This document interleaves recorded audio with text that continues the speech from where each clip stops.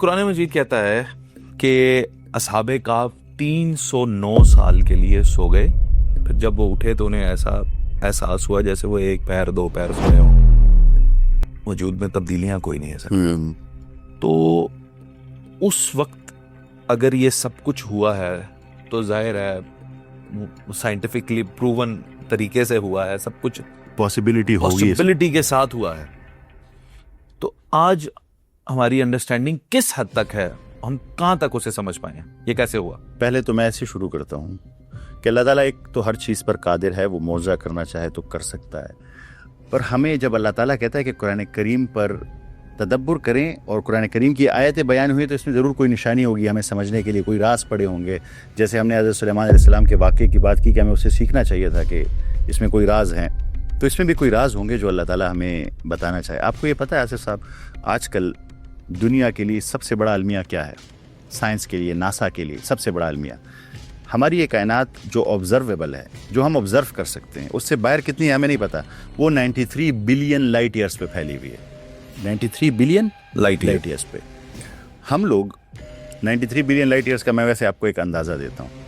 1 light second, 1 second में हम लोग ज़मीन के 7 चक्कर लगा सकते हैं। इतनी तेज़ स्पीड पे आप जाएंगे तो आपको 93 बिलियन ईयर्स लगेंगे। यानी इंसानियत ने अब तक कोई इंसान 1 लाइट सेकंड दूर भी नहीं गया ज़मीन से। तो साइंस के लिए ये बहुत बड़ा मामला है कि अगर हम इस कायनात में दूर जाना चाहें तो हमें कैसे जाएं? 2 रास्ते हैं। एक जो हमने स्टार्ट में डिस्कस किए, पोर्टल्स और वर्म होल्स, और दूसरा है कि इंसान को ऐसी स्टेट में ले जाया जा सके कि वो बहुत लॉन्ग टर्म तक सो सके, उसकी बॉडी डिके ना हो और वो उसी स्टेट में रहे। सूरह काफ उसका एक बहुत बड़ा राज है। उसमें जो वर्ड्स यूज़ हुए हैं, उसमें जो टर्मिनोलॉजीज यूज़ हुई हैं, वो तमाम चीज़ें जो हैं वो आपको हिंट करती है कि कोई पॉसिबिलिटी है कि ऐसा हो सके। वो इल्म साइंस अब तक उस तक, अभी आपको पता है क्रायोनिक्स का सुना होगा कि ये बॉडी को फ्रीज कर देते हैं, सब ज़ीरो लेवल पे ले जाते हैं, आपकी हार्ट बीट स्लो हो जाती है, आपकी मेटाबॉलिज्म स्लो हो जाती है। और वो भी सूरह काफ में, असहाबे काफ के वाक़े का वर्ड है ना, और रबतना अला कुलूबिहिम, इनके दिलों को हमने बांध दिया, मतलब उसको बीट्स को स्लो कर दिया। ये वही कोशिश कर रहे हैं कि हार्ट बीट को स्लो कर दें, मेटाबॉलिज्म को स्लो कर दें तो इनकी बॉडी ख़राब ना हो, पर पूरा नहीं पहुंचे अभी तक वहाँ पे कि हम इसको कैसे कर सकते हैं। इसका एक दूसरा एंगल भी है। आपको ये पता होगा क्या टाइम सबके लिए एक जैसा गुजरता है? हाँ, इस वक्त मेरे आपके लिए वेरी गुड। इस ज़मीन पर अभी हम जो बैठे हैं हमारे लिए टाइम एक जैसा गुजर रहा है। आप पे घंटा गुजरा तो मुझ पे भी घंटा गुजरा। तो क्या ये पूरी कायनात का उसूल ऐसा है? नहीं, टाइम एब्सोल्यूट नहीं है, टाइम रिलेटिव है। उसकी मैं आपको अभी समझाता हूँ। टाइम कैसे काम करता है? जहाँ पे ग्रेविटी बहुत ज़्यादा होगी वहाँ पे टाइम स्लो हो जाएगा, और जब आप बहुत तेज़ स्पीड से ट्रैवल करेंगे तो आपके लिए टाइम बहुत स्लो हो जाएगा। ये साइंस कहती है।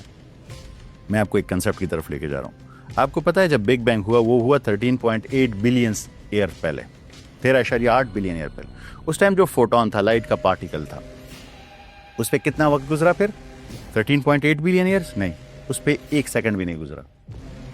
वो फोटोन 13.8 बिलियन ईयर्स अगो वाला, उस पर अभी 1 सेकंड भी नहीं गुजरा।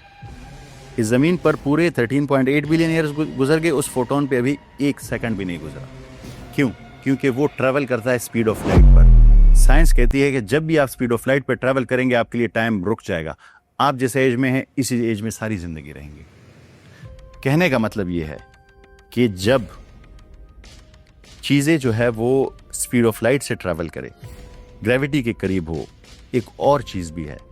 ये तीनों उसे कहते हैं एग्जॉटिक मैटर, जिसे अभी फाइंड आउट नहीं किया, वो थ्योरी में है। अगर एग्जॉटिक मैटर आपको इनगल्फ कर ले तो आप पे टाइम रुक जाएगा। मेरे कहने का मतलब ये है कि टाइम रिलेटिव है।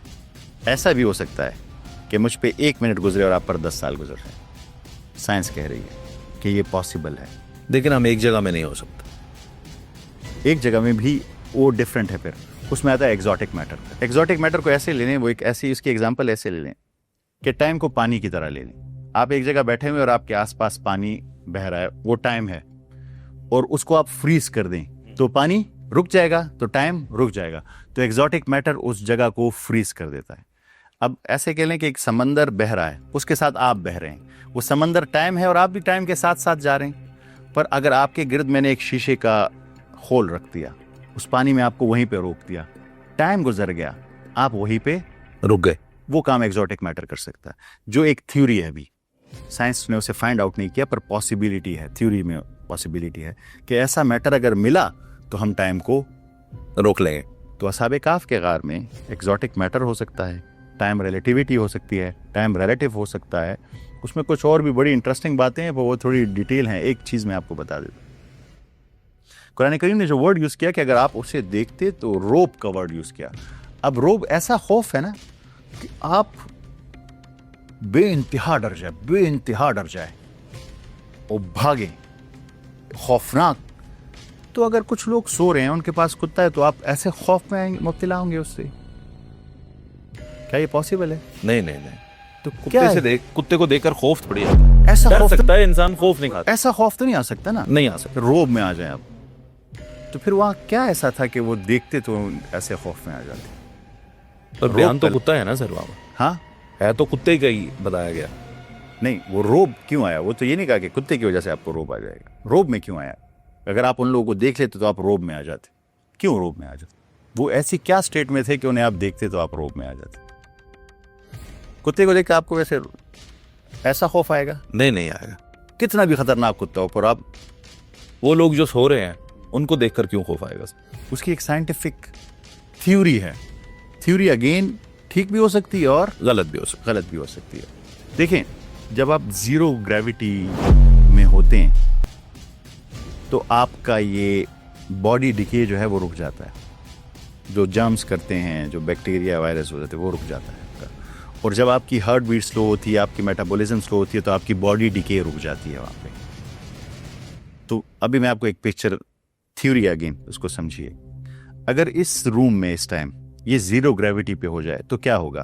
हम लोग उड़ने लगे, हम लोग हवा में, दरमियान में कहीं हाथ पहुंच जाएंगे। जैसे नासा के आपने एस्ट्रोनॉट्स देखे मैं तो ऐसे ऐसे पलटते रहते हैं, हवा में ऐसे ऐसे मूव होते रहते हैं, जैसे उनकी साइडें बदलती रहती हैं और वो हवा में होते हैं। ये एक ऐसा मंजर हो सकता है जिसे आप देखें जमीन पर तो आपके रोंगटे खड़े हो जाए, आप भागे कि ये क्या जादू है। इस पे रोब आ सकता है आप पे जब आप इसे देखें कि 7 लोग हैं एक गार में और मिड एयर तैर रहे हैं। और वो इसलिए जरूरी है कि इनकी बॉडी को डिके से बचाने के लिए जीरो ग्रेविटी जरूरी है। हाँ। तो एक पॉसिबिलिटी है। अगेन मैंने आपको डिफरेंट पॉसिबिलिटी, जी आपने एंगल, टाइम रिलेटिविटी भी बताया, एग्जॉटिक मैटर भी बताया, जीरो ग्रेविटी भी बताया, मेटाबॉलिज्म स्लो डाउन करना, हार्ट बीट स्लो डाउन करना। अल्लाह आलम के उसमें से कौन सा ठीक है, पर साइंटिफिक पॉसिबिलिटीज बहुत सारी देते। बहुत सारी। सर